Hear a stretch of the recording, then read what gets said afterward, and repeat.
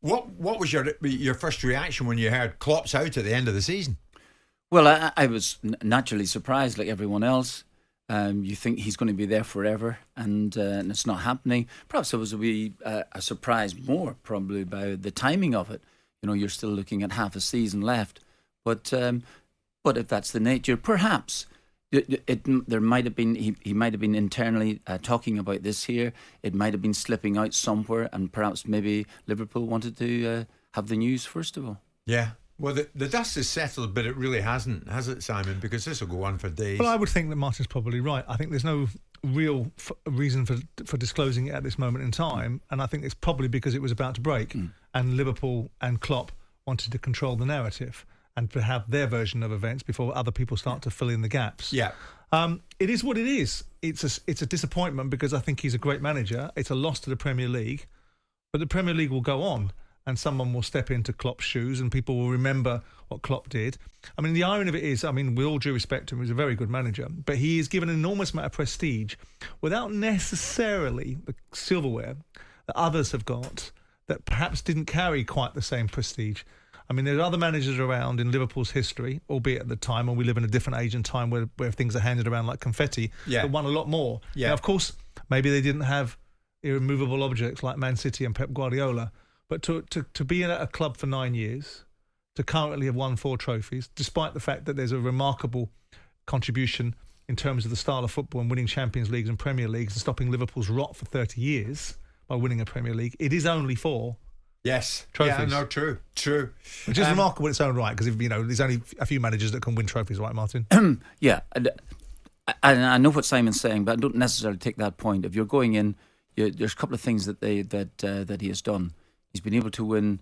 Liverpool had not, having dominated football in the 80s, had not won a league for quite some time. So they end up winning the league. That's fine. He's had a few goes at it, but they see it through. They've been going toe to toe with Manchester City now. Remember the time the two of them there were separated every single week it was, and they were miles clear of the third team. Yeah, and you end up winning the Champions League as well too. So you can understand why he is revered. And Merseyside, certainly by the Anfield fans. But, and I know what Simon's saying, if you've been there, I didn't realise he'd been there that as long as that there.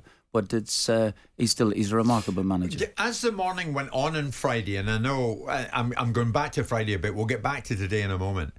But Simon and I and Keon looked more and more into the words he used in his statement. Running out of energy, Martin. He said, I've no problem at the moment, but I've known for a while that this was where it was going to take me. And an announcement like this would have to be made because I cannot do the job again and again and again and again. Running out of energy. Can you identify with that, Martin, having managed at the very top? In a short word, yes, I can. I can understand that. That he has. You're at it every single day. You're going into work. It's part of your work, and you want to be successful, and you want to be driving on. And here's the point: I think that when you reach the end of the season, you definitely feel drained. There's no question about it. And you actually think that 2 weeks in Portugal or something like this are going to get you back again. And from my own viewpoint, I know when I was at the football clubs, I loved the little break that I got and after a week, you're trying to get yourself rejuvenated again. I loved pre-season because I felt as if I could take the team away, particularly when I knew the players. I could take the team away and I could kind of semi-relax, in a pre-season thing. But then you're at it again straight. So if it's something that's been driving you and you want to be successful and you want to be there every single week, and it is draining, even though you're being pretty well paid for it, so people would say that that's the case.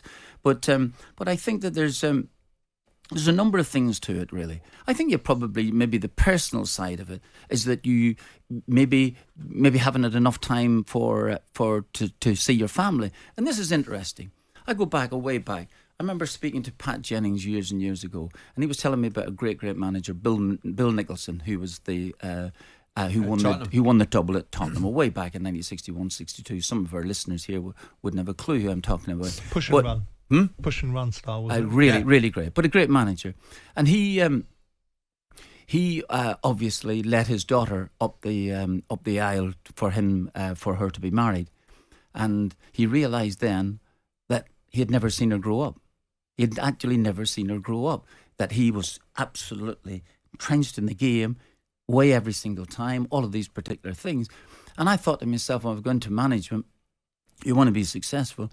And actually, in many aspects, I found the same thing myself, believe it or not, that a child that you think is with you and that you finished your day, it doesn't matter what division you're in, you finished your day and you feel a bit tired and you can't read a bedtime story and things like this here. It's remarkable. Now, listen, Does that make you sad, Martin? No, well, during the time, it's all consuming. You want to do it. You want to be really good at your job. That's the point. And you want to win football matches.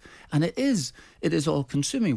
When I went to Wycombe Wanderers, I spent my time. I had to make this happen. I really did, because I would not get another chance. This idea that you learn your trade down below and that you'll get the job up there is absolute bunkum. I've said this before to you, that if you fail down below, who's going to pick you up above? So, but I had to make it happen. So every single night you're out and you're missing time. And, it was part of it. I had an agreement within the family that this is what we want to do. But you do miss time with that. Now, I don't know whether that's in Klopp's mind. I have no idea at all. But this idea of possibly getting tired when you're going at it all the time, every single week, I can understand what he's saying. I mean, I'm absolutely engrossed in what Martin's saying, because we do forget that, Simon. The more successful you are as well. But that's no different to any successful walk of life.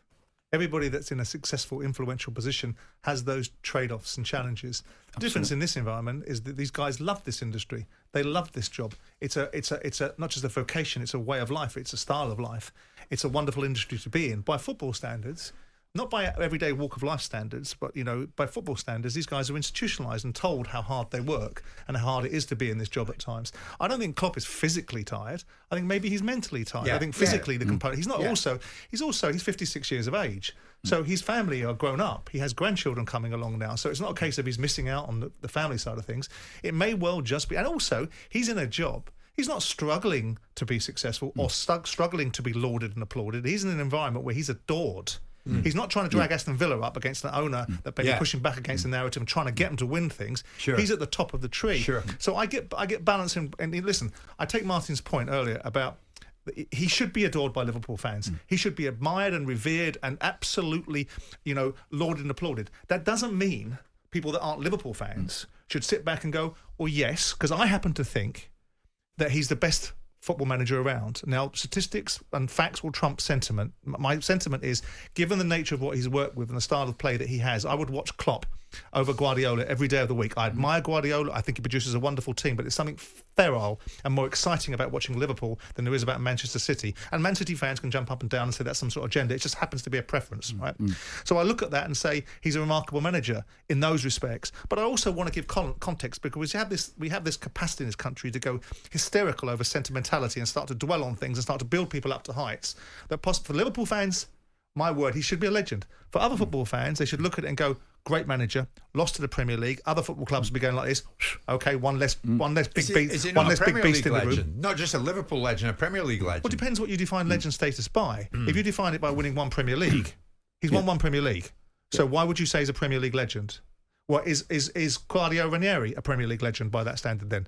Because we're talking. Is he a legend? Of course. What he did was legendary. It depends what you think legend is. If it's an individual deeds or if it's a body of work. And I personally believe that legend, like world class, gets flung around left, right and centre by everybody and lands on people that sometimes don't deserve it. I think he's one of the best managers that the Premier League in the 30 years has seen.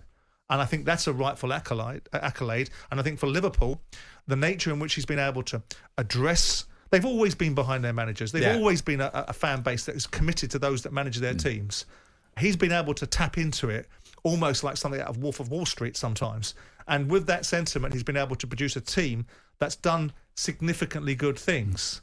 But when you walk out the door and you say legends, there should be few and far between. And I think there's a conversation that might put him in the Liverpool legend, of course. But Premier League legend, maybe. Okay. What I feel is possibly, it definitely has changed over the last 20 odd years, is that you have managers when Brian Clough just didn't manage a team. He managed the football club. Sir Alex Ferguson managed the football club. And there's Arsene Wenger probably managed the football club. But these things, when I went into management, that's exactly what I wanted to do, manage a football club.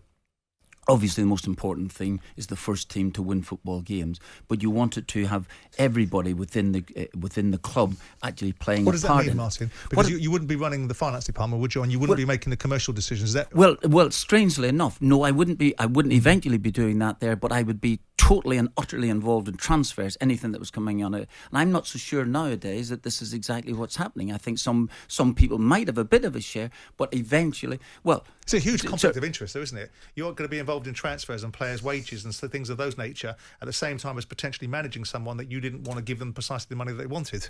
Sorry? I'm saying if you get yourself involved in financial side of things, which I'm not saying is beyond your capability, but all of a sudden you're managing your charges and you've been instrumental in getting them a contract which wasn't quite what they wanted. Oh, well, strangely enough, wait a minute. Back in the days when it was a few bob. Well, let me put it this, if they signed for me, there's a fairly decent chance they were happy with what they got for a start. They're right, okay, so there was. So it might not have been what the agent was looking for, it might not eventually, but if the player signed for me, he signed and he bought into, for those famous great words they buy into, which I absolutely hate. But they actually did do. They came and played. I think you're an idealist. Yeah. Maybe when you were getting paid £500 a week or £1,000 a week or £2,000 a week when you were a player, when you got these guys on £200,000 a week and the kind of salaries that are now in place, I think it's a fool's errand for managers to be anywhere near anything other than the football side. That's it. Do you? No. Well, I totally disagree with you, because I feel that when a player comes to you, you have to see what that player's worth. You have to be sitting down with him. You have to be involved in the whole proceedings. Absolutely. And you have the agent. You're not mad. Absolutely. This is exactly what I did. And it's so important. It is essential that you're speaking to the player, because the player's coming to play for you. Indeed. He has actually come into play for you. So push the agent to the side. That's why you never put money in the middle of it. Pardon? And that's why you never put money in the middle of it, because money is the biggest divider. And the moment you bring money into a conversation between somebody of influence and somebody of potential destiny control, you start to muddy the waters. Players should play for you, not because you were able to facilitate a solution for them economically or involved in that discussion because they want to. They should be two different discussions. No. I need the player. Fundamentally disagree with me. What? You fundamentally disagree with me. I absolutely do.